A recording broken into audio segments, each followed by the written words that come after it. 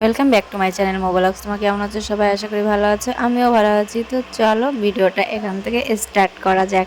তো সকাল তো হয়ে গেছে, আর আমি আজকে দুপাশে চুল বেঁধেছি। সবাই বলো কেমন হয়েছে, আগে সেইটা বলো। তো আমার দুপাশে চুল বাঁধতে বেশ ভালোই লাগে, কিন্তু কোনোদিন বাঁধি কোনোদিন বাঁধি না। তারপরে দেখো এখানে আমি চলে এসেছি ঘরের সামনে মুছতে। আর তোমরা তো জানো প্রতিটা বাড়িতেই ঘরের সামনে মোছা হয় আর নাই লেপা হয়। যাদের কাঁচা বাড়ি তারা তো লিপে নেয়, আর যাদের দালান বাড়ি তারা তো মুছে নেয়। এটা প্রতি বাড়িতেই হয়ে থাকে।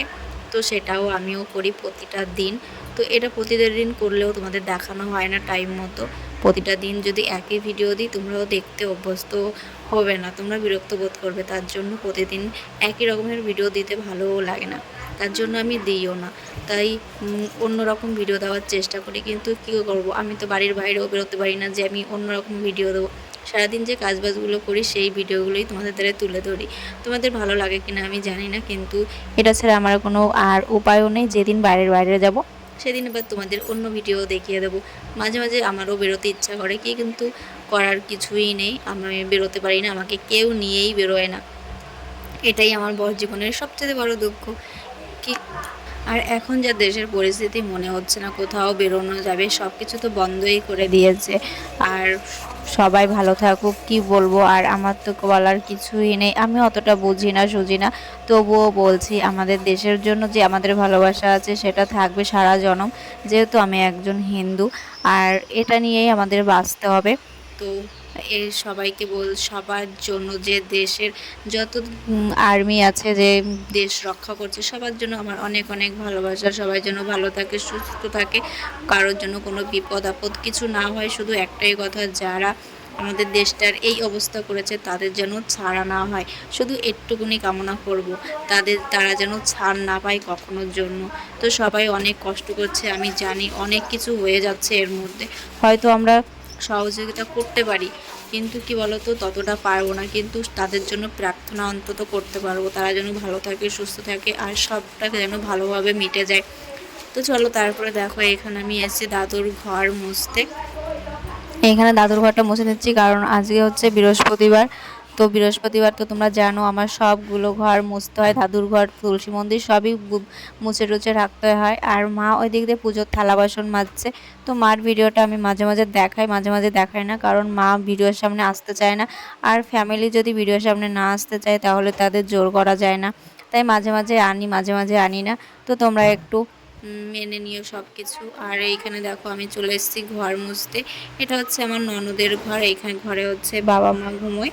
তো ননদ আসলে ননদ ঘুমোয় এই ঘরে। আর যখন চলে যায় শ্বশুরবাড়িতে তখন আবার মা বাবা অরিশ এই ঘুমায়। কদিন ধরে বাবার শরীর ভালো না, তার জন্য বাবা ঘরেই ঘুমোচ্ছে, ওই ঘরে আর বাবাকে পাঠানো হচ্ছে না। আর ছেলে আমার কাছেই ঘুমোচ্ছে। তো কদিন তো ভীষণই গরম পড়ছে, মানে কি বলবো, গরমের জেলায় ঘুমোতেও ইচ্ছা করে না, ঘুমও আসছে না। আর ছেলেকে যতই বলি যে ওর বম্মার কাছে ঘুমোতে, ছেলেও বম্মার কাছে ঘুমায় না, ওর ঘুমোতে ইচ্ছাও করে না বম্মার কাছে, কেন জানি না। আর এই গরমের মধ্যে ওর শোয়াটাও যে এত ভালো, মানে কি বলবো, ভীষণ শোয়া ভালো। তো ঘুমোয় মনে হচ্ছে আমাদের চেপে মেরেই ফেলবে, এরকম একটা অবস্থা। তোমরা না দেখলে বুঝবে না যে এত ভালো ঘুমোয় আমার ছেলে। তো তার জন্যই ওকে বলি বারবার, বাবা তুমি বম্মার ঘরে যাও ঘুমোতে, বম্মা তো একা একা ঘুমোয়, তাহলে তুমি একটু ভালোভাবে ঘুমোতে পারবে। আর গরমের মধ্যে তুমি এত কষ্ট পাচ্ছ, আমরাও কষ্ট পাচ্ছি। তো ও মোটেও যেতে চায় না। তো কি করব, না যেতে চাইলে তার জন্য আমাদের কাছেই ঘুমোয়, আর কষ্টও প্রচুর হয়।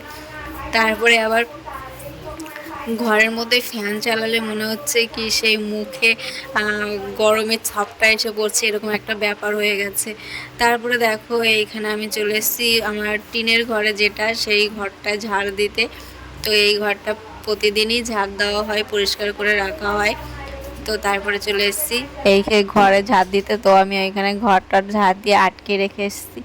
আর এইখানে দেখো আমি থালা বাসন ধুচ্ছি। এইখানে সকালে কত চা, সকালবেলা তো জানো তোমরা যে আমাদের বাড়িতে কত চা বানানো হয়। তো সেই থালা বাসনগুলো ধুচ্ছি এইখানে, ধুয়ে টুয়ে তারপরে আবার অন্য কাজগুলো আছে সেইগুলোকেও সামলাতে হবে। তো এইখানে থালা বাসন ধুচ্ছি, আর মনে মনে অনেক কিছু ভাবছি যে কত কিছুই না হয়ে গেছে জীবনে। বিয়ের আগে একরকম ছিলাম আর বিয়ের পরে একরকম, বিয়ের আগে বাবা মার আদরে ছিলাম, আর শ্বশুরবাড়িতে এসে কত ধরনের কাজ করতে হচ্ছে। এই সব কাজ বাজ কখনোই কিন্তু আমি করিনি। হ্যাঁ, মার সঙ্গে কাজের সঙ্গে হেল্প করতাম, মা যদি বলতো উঠোনটা ঝাঁট দিয়ে দিতে দিতাম, সবই করতাম। কিন্তু কি বলতো, এই যে যেসব কাজ বাজ, যে ঘর মোছা, ঘর লেপা, আমি কোনোদিন এইসব করিনি। কিন্তু এখন সব কিছু শিখে গেছি। বলে না, সময় আসলে সব কিছু শিখিয়ে দেয়, সময় জীবনকে সব কিছু শিখিয়ে দেয়। হ্যাঁ, আমার বাবার কথা একটু মনে পড়লো এইখানে। যখন আমি ছোট ছিলাম তখন বাবা আমাকে একদিন হাত ধরে ঘর লেপা শিখিয়েছিল। বলেছিল, মা, যে তুমি কোন বাড়িতে গিয়ে পড়বে আমি তো জানি না, কিন্তু তুমি একটু লেপা শেখো, যে মেয়েদের জীবনে সব কিছু শিখে রাখা ভালো, তো তুমি একটু লেপা শেখো। বাবা আমাকে হাত ধরে সেই ঘর লেপা শিখিয়েছিল। বাবার কথাটা এখন খুব মনে পড়ে গেল, যে বাবা আমার জীবনে কি ছিল। হয়তো বাবাকে সবসময় আমি কাছে পাইনি, বাবা থাকতো বাইরে, তো বাবাকে আমি সবসময় কাছে পাইনি, মাকেই আমি কাছে পেয়েছি সব সময়। আর বাবাকে খুব মিসও করি এখন, কারণ বাবা আমার জীবনে এখন আর নেই। আমরা এখন বাবা আমাদের থেকে অনেক দূরে চলে গেছে। তো শুধু একটাই কামনা করব, বাবা যেখানেই থাকুক খুব ভালো থাকুক। তো বাবাকে খুব মিস করি। যাদের বাবা নেই তারাই জানে একমাত্র যে তাদের জীবনের কি হারিয়ে গেছে আর কোন অংশটা হারিয়ে গেছে। আমরা এখন বুঝি যে বাবা নেই তার মানে আমাদের একটা অঙ্গ নেই। বাবার জন্য খুব খারাপ লাগে, খুব খারাপ লাগে যে বাবাকে এত মিস করি আমরা। বিশেষ করে আমার দুই ভাই এখন বেশি মিস করে, কারণ ওদের জীবনে বাবা নেই মানে ওদের জীবনটা পুরো নষ্টই হয়ে গেছে।